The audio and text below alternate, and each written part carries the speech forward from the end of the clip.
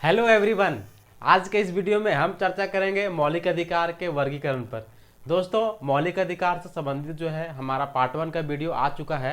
यदि अगर आप उसको नहीं देखे हैं तो आप उससे ज़रूर देखें, क्योंकि मैंने जो है उस वीडियो में मौलिक अधिकार क्या है इससे संबंधित जो है कई मुद्दे पर चर्चा किया था।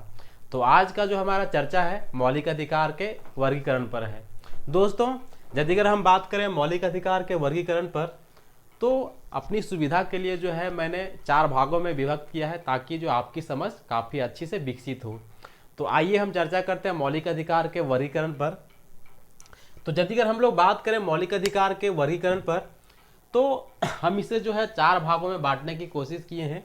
तो पहला हमारा क्या है, मौलिक अधिकारों का परिधीय वर्ग, peripheral class of fundamental rights, और दूसरा हमारा है मूल वर्ग, और तीसरा हमारा है अपवादित वर्ग, और चौथा हमारा है मौलिक अधिकारों के क्रियान्वयन के संदर्भ में संसद की भूमिका और इसके संरक्षण हेतु जो है न्यायालय की भूमिका।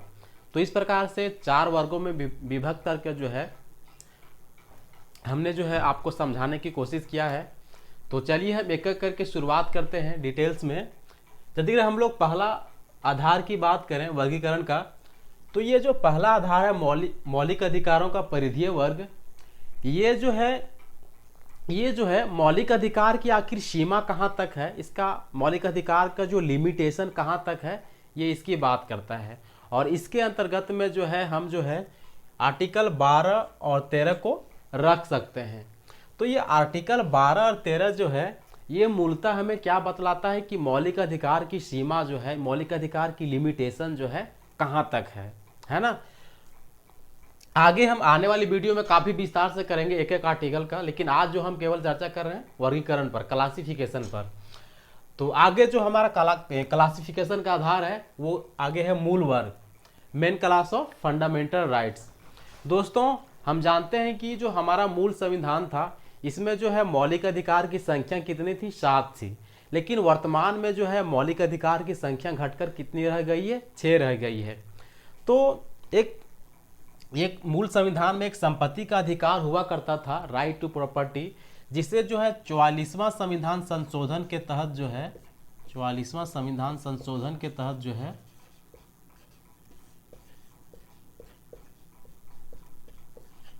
1978 में 44वां संविधान संशोधन 1978 में जो है संपत्ति के अधिकार को जो है मूल अधिकार से हटा दिया गया। और वर्तमान में जो है इस संपत्ति के अधिकार को जो है 300 के काम में जो है इसे कानूनी अधिकार का दर्जा दिया गया है, कानूनी अधिकार का। तो ये सवाल जो है कई विभिन्न परीक्षाओं में पूछा गया है कि संपत्ति का अधिकार जो है किस संविधान संशोधन के तहत हटाया गया। तो आपका जवाब क्या होगा दोस्तों, 44वां संविधान संशोधन 1978 के तहत। और वर्तमान में जो है ये संपत्ति का अधिकार का जो है कहाँ रख दिया गया है, 300 के काम में, जो कि क्या है, कानूनी अधिकार है। आगे यदि हम लोग बात करें ये 6 जो मूल अधिकार है वर्तमान में, तो पहला हमारा क्या है, समता का अधिकार, जो अनुच्छेद 14 से लगा करके 18 में देखने को मिलता है। वहीं हम दूसरा बात करें स्वतंत्रता का अधिकार, जो अनुच्छेद 19 से लगा करके 22 में देखने को मिलता है। और हम बात करें यदि अगर तीसरा, तो तीसरा हमको क्या दिखाई देता है, शोषण के विरुद्ध अधिकार, ये जो आर्टिकल 23 से लगा करके 24 में देखने को मिलता है। और चौथा यदि अगर हम बात करें धार्मिक स्वतंत्रता का अधिकार, तो ये आर्टिकल 25 से लगा करके 28 में देखने को मिलता है।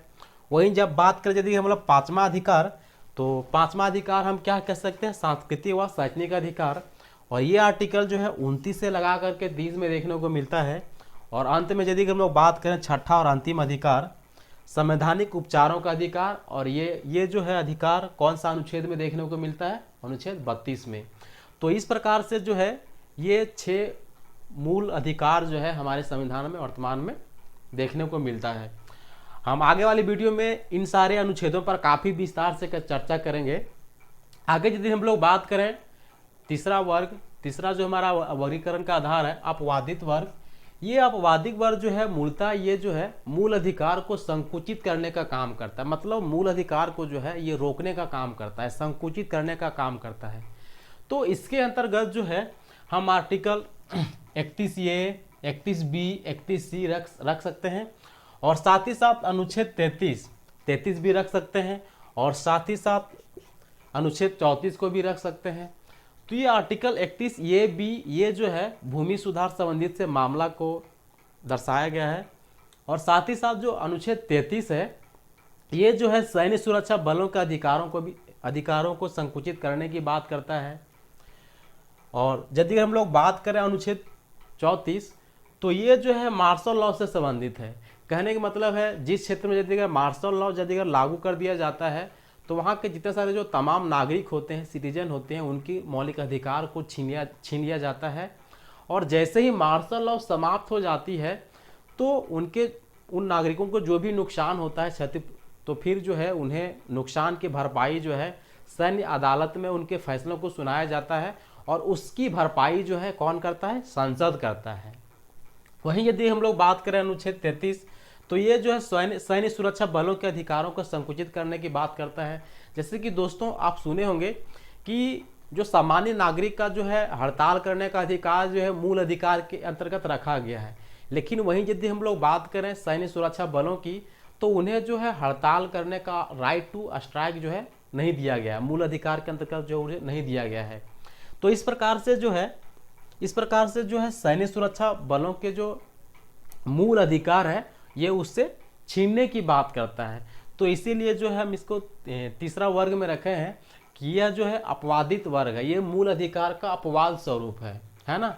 और लास्ट में यदि हम लोग बात करें मूल अधिकारों का क्रियान्वयन के संदर्भ में, इम्प्लीमेंट के संदर्भ में, तो इम्प्लीमेंट का अधिकार जो है किसका है? संसद का है, पार्लियामेंट का है।